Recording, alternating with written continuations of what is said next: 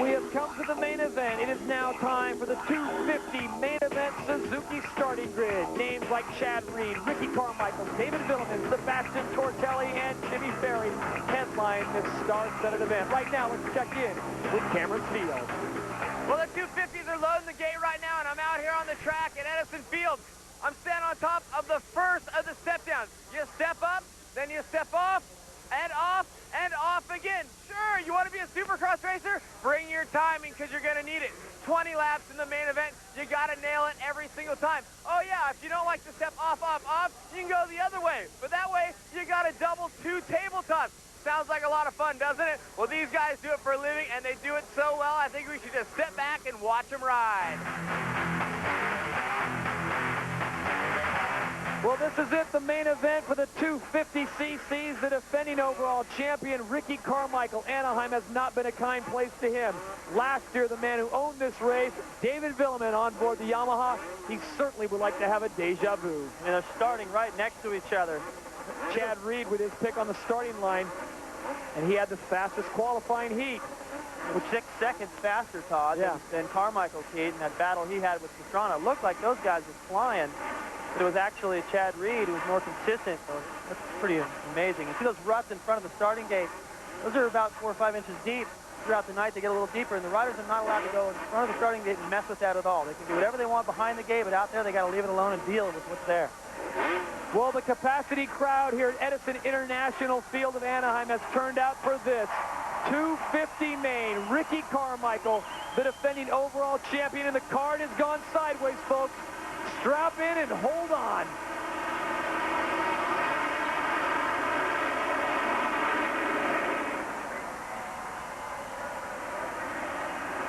Mike Brown. Unbelievable. Mike Brown, Chad Reed on his outside, and see if Chad Reed tries to take it back. Reed goes for the style points. First of all, look how hot he's coming in there. Just like that, the kid from down under, number 22, Chad Reed, on board the Yamaha, moves into the lead. Ryan Clark buried in the pack. You see Tim Ferry right ahead of us. Grant Langston over to the right. A terrible start for Carmichael and Vuillemin. They're trying to work their way up through the pack. Not making a lot of progress.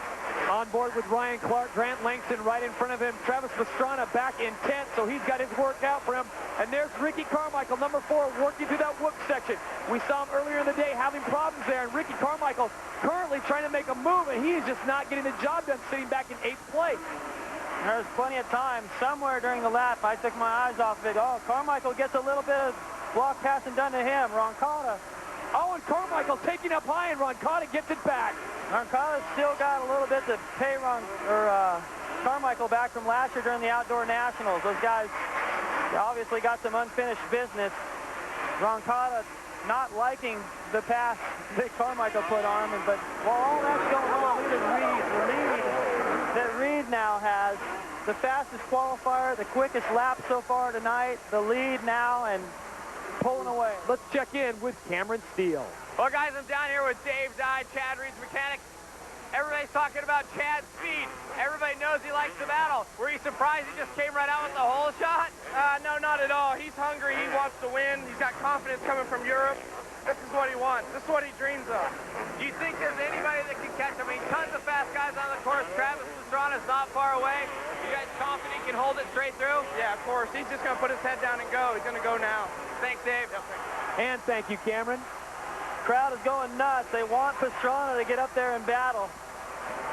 Good luck getting around LaRocco. Last time these guys got together, LaRocco was done for the season, and Travis dropped out not too long after that. They got together in Minneapolis. There was an accident, but it broke LaRocco's wrist, and here they are again. Well, Ricky Carmichael having his problems. Let's look at it one more time. Is that payback?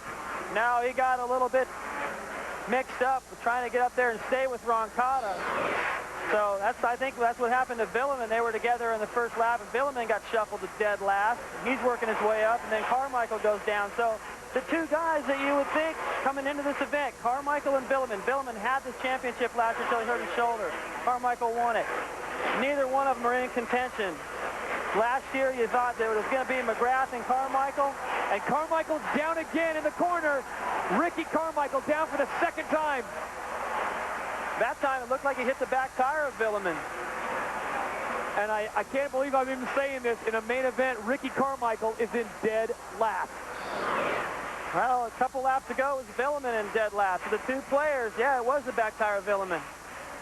So Ricky is all flustered right now. And you know what? I have a feeling that coming out, not getting the best start, and have his focus be shifted a little bit, then having Roncada mess with him some, just totally mess with his head tonight. And on top of the booing that he already got, this entire crowd stood up and booed him when he and Pastrana got together, and it really just took him out of the rhythm that he established in practice. Well, right now, Ricky Carmichael having his hands full of Steve Boniface in the back of the pack, but your leader, Chad Reed, 20 years of age out of Curry, Australia, fourth-year pro. This is his U.S. debut in the 250 CC class. He's the 2000 Australian Supercross champion. What more can you say about him? I hate to say it that I looked in my crystal ball and saw this, but when this kid came over to Europe, he showed me something. He just has the will to win, and I think he's got the will and the wit to go head-to-head with a Ricky Carmichael. Well, he's fast, no question about that. There's Pastrana and Tortelli going back and forth. I'm impressed with Tortelli. I didn't think he really had the speed. You know, I knew he could get up front and run there a little while and get good starts, but I didn't think he was going to be able to get up there and run this kind of a pace. So right now, sitting in third, things are looking good. Going back to Reed, you know, this guy is, you can see it in his eyes. And he's pretty cocky, too, you know. Yep. He talks about, hey, I'm here to win. I'm not here messing around. Oh, Mike LaRocco goes down in the worst spot. Oh, no. He's got a complete pile-up. Travis Pastrana hits him. He is down, and he is not getting up quickly. I cannot believe that it was Travis, and it was not of his fault. It was completely a blind deal. On board Ryan Clark, he can get the best shot of the melee right there as he's trying to get his bike turned around. But you've got almost 5 riders piled up in there. Fortunately, they all look to be okay. But Travis Pastrana looks to have taken the worst of that brunt. But didn't I just say, it was the last time LaRocco and Travis got together. This is pretty much what it looked like, except LaRocco's wrist was broken. At that time, Travis was completely committed to a blind jump. Well, meanwhile, your leader out in front, let's look at it one more time. Here's Mike LaRocco getting squirrely, goes in nose first and just plunges. Now look, he's completely hidden. Now watch Travis. He doesn't know. Right into him. Oh! And then Michael Byrne plows into him. And then Ivan Tedesco, number 52. Let's look at it one more time. And we talked about how deep these whoops are. LaRocco's down. Oh. And, you know, there's nothing Travis could have done right there. No, that was just a weird deal. What a strange night. Well, a strange night continues in Anaheim. We'll have more of the 250 main after this.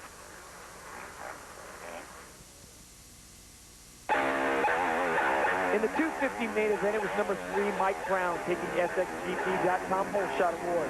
Brown aboard the Team Pro Circuit Chevy truck, Kawasaki. Welcome back to Anaheim, California. This is the season opener on the AMA Tour in the 2003 THQ World Supercross GP. Your leader, Chad Reed from Australia, didn't get the whole shot, didn't need to, because one lap into it, he is gone. Chad Reed says, if I don't win, I know one of my teammates will. And right now, he has nothing to worry about because he has almost an 18-second lead on anyone else. We've seen accidents by Ricky Carmichael going down twice. Mike LaRocco goes down, and who was there to run into him? No fault of Travis Pastrana's, but he was the man that ran into him. Ricky Carmichael way back in the pack, sitting in 8th right now. And Ferry and Roncada now doing some battling. So, David, Anaheim continues to be a strange place for a lot of these riders. It is weird. Carmichael, that last lap, was sitting in 11th and worked his way all the way. He passed 3 riders in the whoop section, and the next rider ahead of him is David Vuillemin. So they are together, but nowhere near the lead. And I talked about Reed being a little bit cocky, and I want to finish that thought. So much is happening. I got interrupted, but I'll tell you what. Oh, no, Langston's down. That doesn't look good. Grant Langston, 111 out of South Africa on the KTM, and he is not getting up quickly. It looks like Grant Langston may be done for the evening. And that will be unfortunate because he had a great run over in Europe. Now Travis Pastrana went down again. Once you lose your focus out there, it's over. I mean, it's just over. And right now, I'm looking at the way Ricky and Vuillemin are riding. Well, look at his helmet. And they're just going, you know what a weird night. Let's just get through this thing in one piece, let Reed have it, and go back and try it next week. Right now, let's go down to the track with Cameron Steele, who's standing by with Travis Pastrana. It looked like you just came over a blind jump and Mike LaRocca was laying there. I always find Mike, always. And I don't know, I landed, popped my knee out again. I really wanted to be in the hunt. But hey, that's racing, and we'll get some MRIs done. And my team has been working so hard. And the only thing I didn't want to do is DNF. I did it. You've been doing some awesome racing. I hope to see you in Phoenix, Trav. I have the speed, the bike's awesome, and good. Go watch the race. It's a good one. And thank you, Cameron. Ferry trying to make a run at Sebastian Tortelli right now. Well, here's what I'm looking at, okay? You got the guys that decided to go to the World Supercross rounds in Europe and the guys that didn't. The guys that did are running first, second, and third. You know, I mean, it made a difference to go over there and get a head start. And Ferry makes a nice block pass right there. So now Yamaha running 1 and 2. Tortelli having a great race. Starting out the season on the podium. He has a new trainer, and Rick Johnson. And it's making a difference. I haven't seen Tortelli look this solid. Of course, you got to look at the fact that we're missing Vuillemin and Carmichael and Lusk and Pastrana and LaRocca. A lot of guys not having a good night, but still, Tortelli is there to take advantage of it. And I'm going to go back to Reed again. Reed is misinterpreted a little bit by a lot of people. I've been around him enough to know that, yeah, he is cocky. He's got just enough of it to play some head games and all that stuff. But he's really a pretty good guy. He's just sure of himself. And the kind of confidence that he shows most of the time, I think is great. You have to have that if you plan on winning races. Well, I couldn't agree more. We saw in practice the mind games that are being played out there, and I think he's mentally got to be tough enough. The fastest time that's been turned in thus far by Chad Reed, a 57.2. The next fastest, Ricky Carmichael, with a 58.4. Unfortunately for Ricky, he currently sits in 7th place. We'll step aside right now, catch our breath, come back for the conclusion of the 250 main. This is the AMA season opener from Anaheim, California. More after this.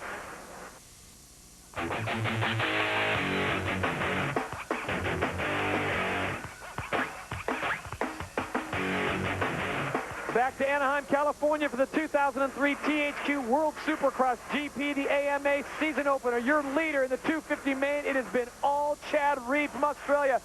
Well, as we take a look at our Honda interval right now, Chad Reed all but gone with a 21-second lead. 21 seconds behind him is Tim Ferry, and then Ricky Carmichael is about 4.5 seconds behind Timmy Ferry in third, trying to close that gap. Amazingly, Mike LaRocca still up and riding, but Chad Reed has run just an absolutely flawless race, and as David Bailey pointed out, he will sleep well tonight if this result holds up, because it'll be his second win in a row as he picked up victory in Arnhem. Now, Carmichael's still got a shot at second. 6 laps to go.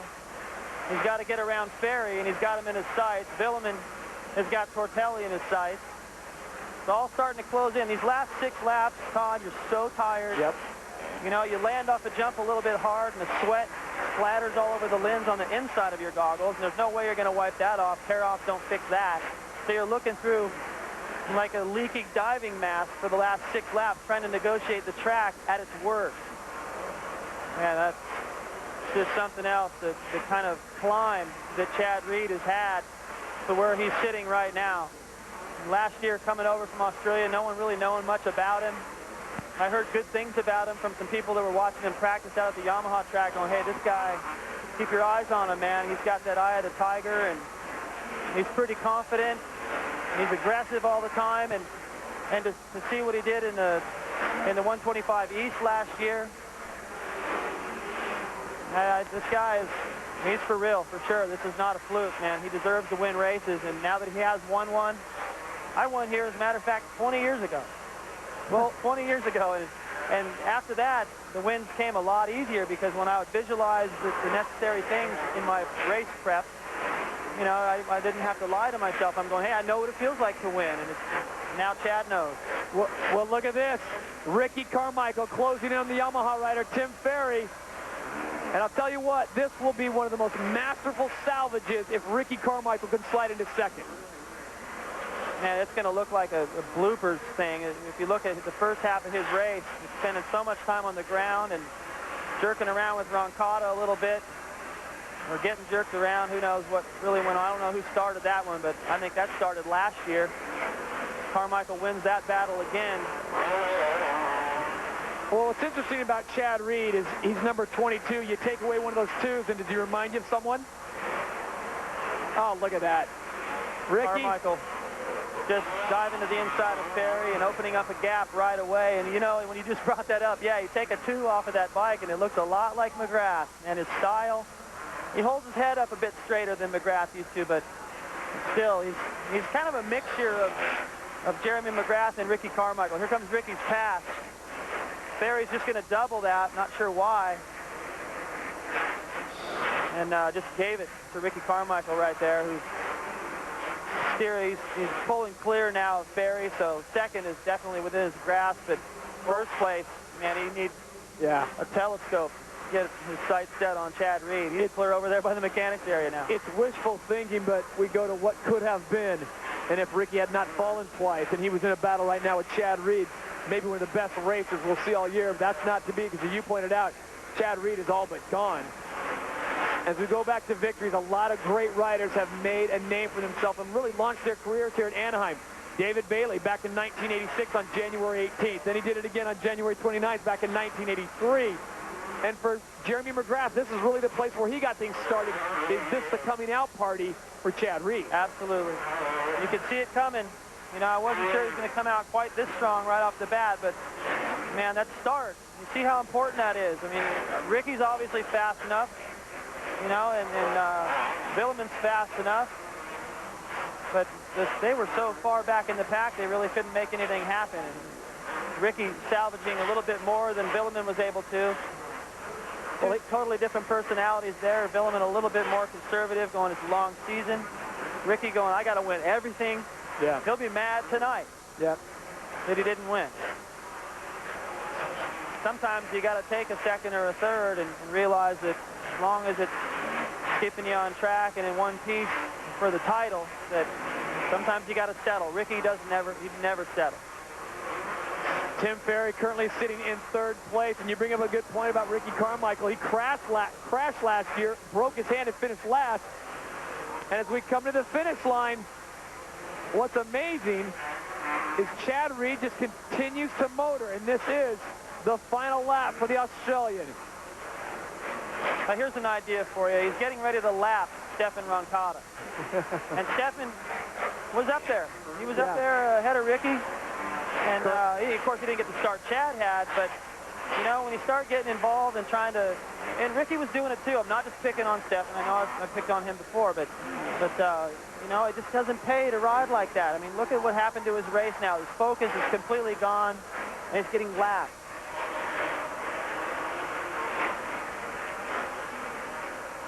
Chad just lap after lap, riding beautiful. Yeah, it's been amazing. He has been absolutely flawless. He keeps this together, and we are going to have one exciting year here on the 2003 THQ World Supercross GP. You know what I find weird is that when Chad went across the finish line the last time, they didn't have the white flag out, so he may think, wait a minute. Here we go. Your winner, number 22 on board the Yamaha, Chad Reed, picks up his second victory and an amazing performance from start to finish. I think Chad Reed is so very happy right now, making his debut on American soil, and what a way to do it with a victory. And I think the fans really appreciate the performance he turned in tonight. Ricky Carmichael, you can't say enough about this young man. At one point in this race, he was dead last on the deck twice. He comes back to get second place. Tim Ferry rode very solid. He gets third. Wow. Folks, you got your money's worth here in Anaheim. The place always seems to turn in some great performances. And we'll be right back. TVs and scooters.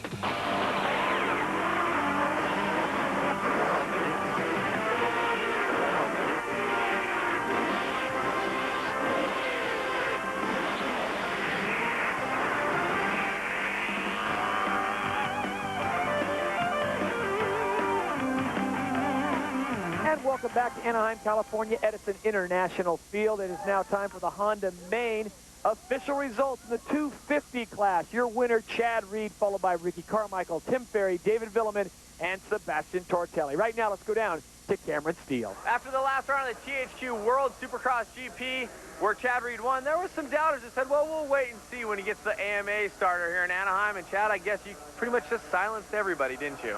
You know, I think this is the best answer, Cameron. Lately, I've just been hearing so much talk, you know. Maybe I'm the one that can, you know, challenge Ricky or the other guys. And, you know, I'm here, and I just love being here, and I just want to win. And, you know, I don't really care too much about the talk. So come here and to just get a good start and take off like that was really fun. And coming into this race, you know, when I heard that Jeremy was retiring, I was like, damn, you know, Jeremy won his first race at Anaheim.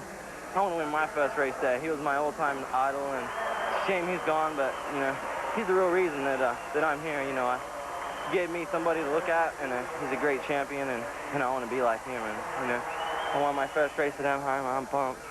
Well, you're definitely walking the walk, winning tonight. Were you aware of the carnage behind you, what was going on? You got a great start, no fluke winning here. Ricky had a bad start and then a crash, but then Travis and Mike LaRocca were piled up on each other. Did you have any idea what was happening back there? I had no idea. I just needed a good start and just ride my own race. And I was so nervous. I was like riding and just, you know, everything with the bike. You know, I would hear something. I'm like, oh, okay, don't go out now. And, you know, it's just, I was so nervous. So I think it's going to be awesome to get that first one out of the way. But, you know, there's a bunch of people that I want to thank. I want to thank Yamaha, Thor, Pass Unlimited, Bridgestone, Scott, just everybody for pitching in, giving me great help. And, you know, we got one, and Ricky crashed. We got to beat him when he doesn't crash. So that's the next plan. Right on, congratulations, Chad Reed, your champion. We'll see you all in Phoenix, and we'll see you riding the dirt bike. Thank you very much. All right, thank you, Cameron. Now let's take a look at our Honda Series standings. Chad Reed out in front, Carmichael in second, Vuillemin in third, Tortelli in fourth, and Timmy Ferry in fifth. Let's go back down to the track and Cameron Steele. Well, for sure, this guy hates second place. Ricky Carmichael, a little bit of a tough night for you. Yeah, it was a tough night. You know, I fell twice, went off the track, and had to play catch-up. My Honda was awesome, and you know, when you get bad starts like that, you know, your percentage rate goes up of having bad luck, and that's exactly what happened. You know, I got back there with everyone and going which way, and didn't get the win. Well, last year you finished really poorly. I mean, I think it was 20th place, a DNF in the main event. This year you salvaged a second place, so you've got to feel pretty confident about this points championship with the AMA Series. Yeah, I think I would have won if I would have got the, you know, a good start. I felt good, my bike was good, and I got a lot of experience out here, and I'm not hell-bent on everyone going 20 laps. You know, I have to see it yet, but, you know, hey, hats off to Chad, but I'm going to be fighting back next weekend, that's for sure. Great job. We'll see you at Phoenix, Ricky. Thank you. All right, thank you, Cameron. Job well done as we look at our THQ World Supercross GP standings.